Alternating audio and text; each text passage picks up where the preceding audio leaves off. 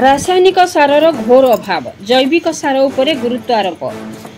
जिले में दिनकू दिन रासायनिक सारर व्यवहार जमी में बढ़िबार लगी जहाँफल प्रति खरीफ और रबी ऋतु में सारर अभाव बजार में देखा मिले। यह बहुल मात्रा रासायनिक सार व्यवहार जो परिवेश उपर गुरुतर प्रभाव पड़ुछि। यह दृष्टि रखी केंद्र और राज्य सरकार जैविक सार किपर व्यवहार करेंगे से कार्यक्रम आरंभ कर।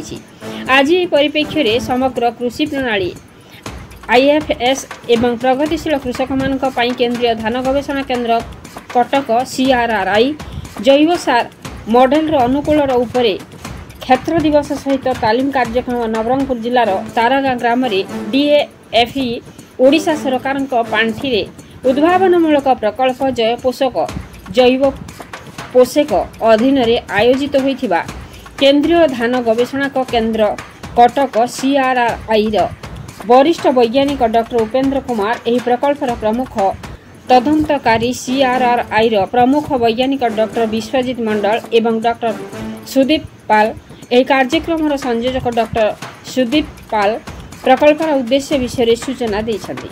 सीआरआरआई उत्पाद इंडो एनपीके एवं टच डिकम्पोजर प्रयोग सहित आजोला विषय डॉक्टर उपेंद्र कुमार व्याख्या करथिले।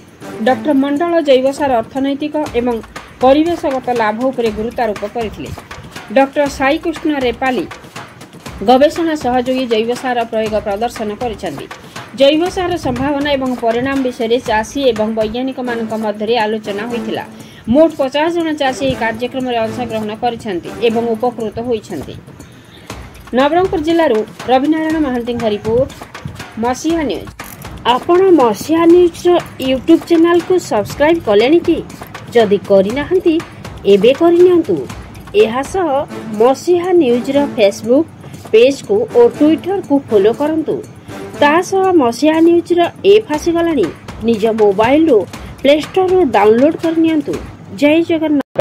रेपल्ली मो रिसर्च एसोसिएट काम रे हिसाब रे प्रोजेक्ट रे काम करछि। एक्चुअली हमर तीनटा प्रोडक्ट अछि। गोटे एंडोएन माने जो यूरिया काम करछि सेम पद्धति रे एटा यूज करि परिबे। एटा 25% यूरिया को कम करके से व्यवहार करि परिबे चासी माने ना यूरिया रे खर्च कमिबो माटी रे उर्वरता बढ़िबो और परिवेश भी प्रदूषण हबनी सेतरे लाभ अछि। सेतबे हम चासी मान अनुरोध करछि जैव पद्धति रे जेबा पय। और गोटे प्रोडक्ट अछि टेक डिकम्पोजर माने नोडा को केमती सड़ाइबा ताको नोडा को सड़ाइबा टेक डिकम्पोजर प्रोडक्ट अछि हमरो ताको माने 45 दिन रे गोटे टन नोडा को 450 kg ऑफ कंपोस्ट बदली दिबो। सेटा भी जैव पद्धति रे होछि। आ गोटे ट्राइकोडर्मा भी 10 ग्राम गोटे केजी माने बिरी और मुग रे मिसी की ओला करके मिसी की बुने देले से बल्लो किना पोषण दिया गछ को। ए तीनटा प्रोडक्ट अछि जैव पद्धति रे चासी को व्यवहार करबा पे हम अनुरोध करछु। चासी बुझी लेनी ताको हमें डेमोन्स्ट्रेशन करके दिखाई देला केमती एटा दाना को चाहरा को बुड़े की केमती रखिबा तक केमती व्यवहार करबा अछि सब विषय और नोडा केमती पचवार अछि से सब विषय हमको ताको डेमोन्स्ट्रेशन करके दिखाइले। हमें आशा करछु कि चासी माने बुझी देले से निज व्यवहार करके अपन से जैव पद्धति जीव पे हमें आशा करछु।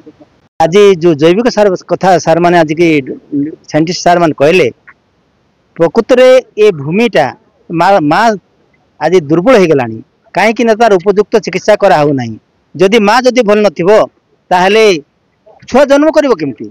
तेणुक माटी को जदि उर्वर न करवा माने आजिका चाषी सब खराब हम चाष खराब हम। जो चाष कि केमिकल सार पकईकि आम मैंने खाद्य खाऊ से खाद्य खुआई आम पिला माने आम समस्त परिवार मध्य रोगाक्रांत हवा। तेणुक ये सार मैंने साइंटिस्ट सार मैंने आसछन्ति जे जैविक सार व्यवहार करी जंती माटी को उर्वर करबा भल सार व्यवहार करी खाद्य भल खाइबा हृष्टपुष्ट रहिबा एवं आगामी पीढ़ी पई आम किछिटा देइकरी तो जैविक सार तयारी करी जदि आम जदि व्यवहार करबा आउ केमिकल सार मध्य हठात बंद करी हबा नै। काहे कि सार माने आज कहले जे केमिकल सार मध्य टिके टिके कम करी दियो। जेमती कि मधुआ लोक मद खाई देला पर अल्कोहल लेकरी निशा हो जाइछि ताको हठात जदि बंद कर देबा तार हाथ गोड़ थुरुथुबो।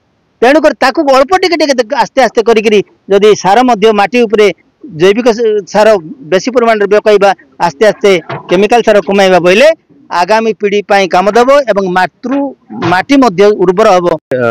पैडी कल्टिवेशन करिछि से फर्टिलाइजर लेवल डेंजरस लेवल रे बाड़ी जाउछि दिन दिन।